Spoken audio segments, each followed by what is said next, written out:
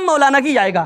ابھی حضرت میں گڑھوا علاقے میں تھا، محرم کے موقع سے ایک صاحب کہنے لگے کہ مفتی صاحب جتنی بھی بلائیں آ رہی ہے نا، جتنی بھی پریشانی آ رہی ہے نا، وہ سب مولانا کی وجہ سے ہو رہا ہے۔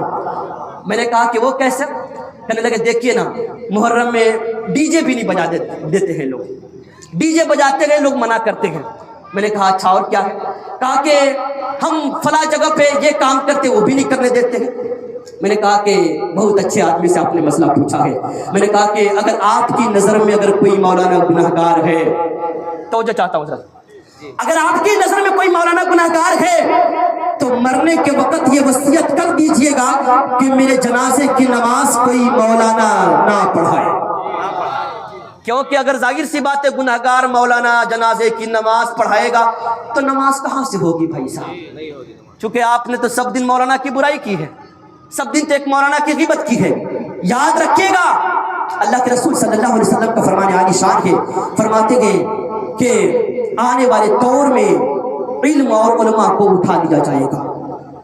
حال یہی ہے، آج ہم اپنے بچوں کو تمام طرح کی ڈگریاں دیتے ہیں، آج ہم اپنے بیٹوں کو انجینئر، پروفیسر، لائر اور تمام طرح کے ڈگریوں سے اسے مستفیض کر دیتے ہیں، لیکن ہم ایسے مسلمان ہیں جی کہ 2 لائن کی مرغی ذبح کرنے کی نیت ہمیں یاد نہیں ہے، یاد نہیں ہے۔ ایسے موقع پر بھی پتہ ہے ایک عالم دین آپ کے ساتھ کھڑا ہوتا ہے۔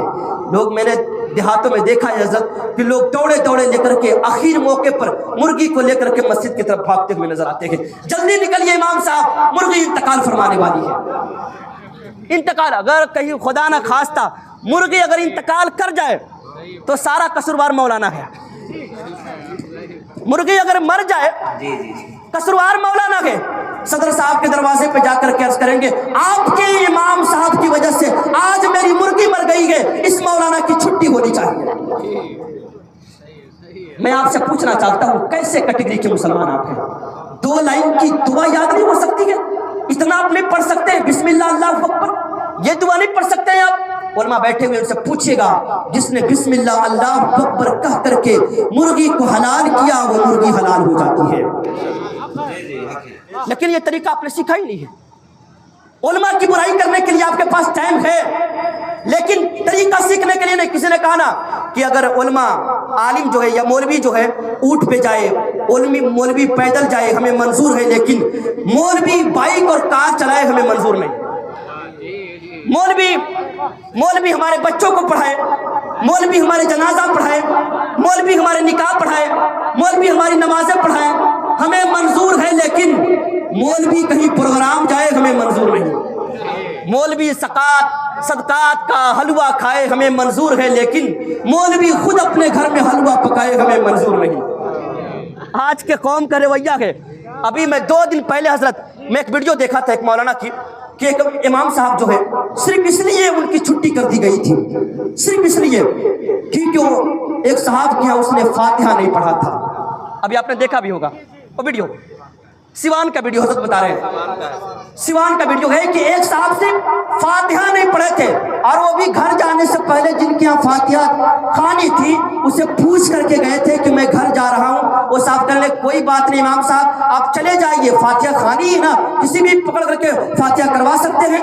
جیسے ہی وہ بندہ گھر پہنچتا ہے وہ بندہ آ کر کے صدر صاحب کے دروازے پہ ٹانڈو کرنا شروع کرتا ہے، کیسے امام آپ نے رکھا ہوا ہے؟ آج ہمارے یہاں فاتحہ خوانی نہیں گئے اور آپ کا امام صاحب غائب ہے۔ کہا کہ ایسے امام کی چھٹی ہونی چاہیے۔ بیچارے کو فون کیا گیا، گھر پہنچے بھی نہیں، حضرت آپ جلدی آئیے اور اپنا حساب کر لیجیے۔ وہ بیچارے اتنے جلدی میں تھے کہ وہ کمرے کی جو چابی تھی نا اسے چھوڑ دیتے ہیں، ٹینشن میں بیچارے۔ جیسے ہی آئے حساب پتر ہوا، اللہ اکبر، 3 دن کی تنخواہ ان کی کاٹی گئی۔ اور دوسری بات جو سب سے امپورٹنٹ بات وہ تھی، جو کمرے کی جو چابی انہوں نے چھوڑ کر کے آئے تھے گھر پہ، کہا کہ 100 روپے کے تالے تھے اور ان کم بختوں نے، کمیٹی والوں نے 250 روپے سے امام صاحب سے وصول کیا تھا۔ اللہ اکبر۔ جس امام کے پیچھے اس نے 5 وقت کی نماز پڑھی تھی، میں آپ سے پوچھنا چاہتا ہوں کہ اگر وہ امام کی دلوں کو تکلیف پہنچا کر کے اسے رخصت کریں گے تو بتائیں آپ کی نمازوں کا کیا حال ہوگا؟ آپ کے جنازوں کا کیا حال ہوگا؟ یارو یہ عالم دین ہے، ان کی قدر کریں۔ آج پائے نہیں جاتے ہیں، صرف غریب کے بچے حضرت مدرسوں میں پڑھنے جاتے ہیں، امیر کے بچے نہیں پڑھنے جاتے ہیں۔ پوچھا جائے کیوں؟ کہتے ہیں کہ اگر مولوی بن جائے گا میرا بیٹا تو کمائے گا کیا، کھائے گا کیا؟ یہی نا بات آتی ہے۔ الحمدللہ ہم لوگ بھی مولوی ہیں، اگر ہم سے اچھا کھانا کھاتے ہو تو کبھی دسترخوان شریف پر آ کر کے دیکھ لیجئے گا، آ کے دیکھ لیجئے گا، وہ کھانا کھاتے ہیں نا، اور آپ ہی کا کھانا کھاتے ہیں۔ جس بندے کے یہاں یہ مہینے میں ایک دن دعوت ہوگی، وہ کوئی بھی بندہ دال بھات نہیں بھیج سکتا ہے، اور وہ کھانا کھاتے ہیں نا مولوی۔ لوگ کہتے ہیں نا کمائے گا کیا دسترخوان پہ، کہتے ہیں پہنے گا کیا؟ الحمدللہ جتنا برانڈیڈ کپڑا پہنتے ہیں نا آپ سوچ بھی نہیں سکتے ہیں۔ لیلن کپڑا پہنتے ہیں تو 1500 روپے میٹر والا پہنتے ہیں، آپ سوچ بھی نہیں سکتے ہیں۔ یہ برکتیں کہاں سے آتی ہے؟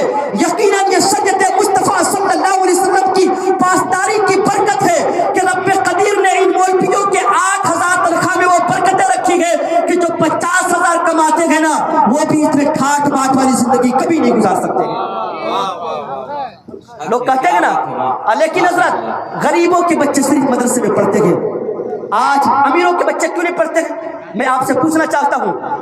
لوگ کہتے ہیں تنخواہ کم ہوتی ہے، یار آپ ہی تو تنخواہ دیتے ہیں نا۔ ایک امام صاحب کی تنخواہ 25,000 روپے کر دیجئے، 25,000 روپے کر دیجئے۔ میں کہتا ہوں کہ جس طریقے سے آج انٹرویو دینے کے لیے اور ویکینسی میں لوگ لائنوں میں کھڑے رہتے ہیں، اسی طریقے سے مدرسے میں پڑھانے کے لیے بھی یہ امیروں کے بچے لائن میں کھڑے رہیں گے۔ 25,000 جس دن تنخواہ ہو گئی سو، لیکن کہتے 8,000 میں ہوگا کیا؟ بہت کچھ ہوتا ہے الحمدللہ۔ کبھی کسی کے دروازے پہ نہیں جاتے ہیں، کبھی کسی سے مانگتے بھی نہیں ہیں۔ آج چلے جائیے نا مدرسے میں اور وہ ایسے ایسے بچوں کو بھیجتے ہیں، حضرت آپ تو محتمیم صاحب ہیں، ایسے ایسے بچے کو لے کر کے آتے پکڑ کر کے، حضرات یہ بچہ کہیں نہیں چلا ہے، میں یہ اسکول گیا تھا وہاں سے بھی بھاگ گیا ہے، فلاں جگہ پہ بہت ہی بدماش ہے حضرت۔ پھر ہم لوگوں نے سوچا کہ اسے مدرسہ میں ڈال دیا جائے، جو کہیں نہیں چلا حضرت اسے مدرسہ میں ڈال دیا جاتا ہے۔ اور مدرسے والوں کی بھی محنت دیکھیں کہ جسے آپ نے بدماش کہا تھا، جسے آپ نے اتنا کہا تھا کہ کہیں نہیں چلا ہے، 3 سال تک اتنی محنت کرتے ہیں کہ پورے 30 پارے قرآن ان کے سینے میں اتار دیتے ہیں۔ نعرہ تکبیر، نعرہ تکبیر، نعرہ رسالت، سرکار کی آمد، مختار کی آمد، سرور کی آمد، جشن عید میلاد النبی۔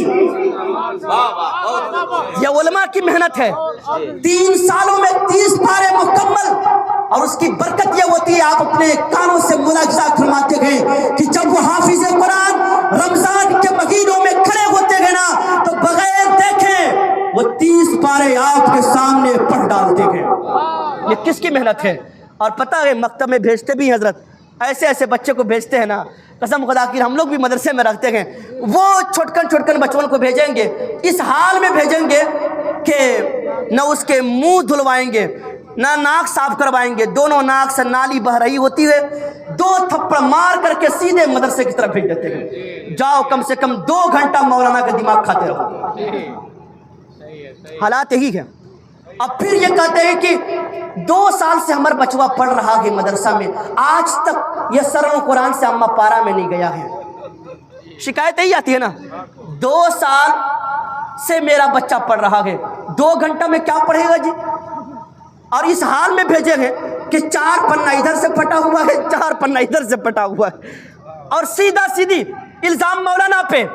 ایک تھنکنگ دیکھیے گا، ایک کانوینٹ میں، ایک اسکول میں اپنے بچوں کو داخلہ کرواتے ہیں، 5,000 روپے مہینہ ہم جو ہے اسکول والوں کو دیتے ہیں، اور صبح ہی سے اس کے والدین جوتے میں پریس بھی کر رہے ہیں، ٹفن بھی تیار کر رہے ہیں، تمام طرح کے لوازمات بھی اکٹھا کر رہے ہیں، اور 5,000 روپے سے دے کر کے گڈو کے ابا امی جا کر کے چھوڑاتے ہیں اسکول، اور پلس یہ کہ ٹیوشن بھی پڑھواتے ہیں۔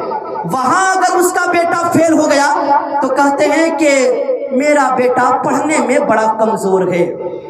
تھنکنگ دیکھیے گا، ہاں کہیں کہ آپ کا بیٹا 5,000 روپے آپ نے دے کر کے 5 گھنٹہ کلاس کروایا پلس 1 گھنٹہ ٹیوشن کروایا، وہاں آپ کا بیٹا فیل ہو جاتا ہے تو کہتے ہیں کہ میرا بیٹا پڑھنے میں بڑا کمزور ہے۔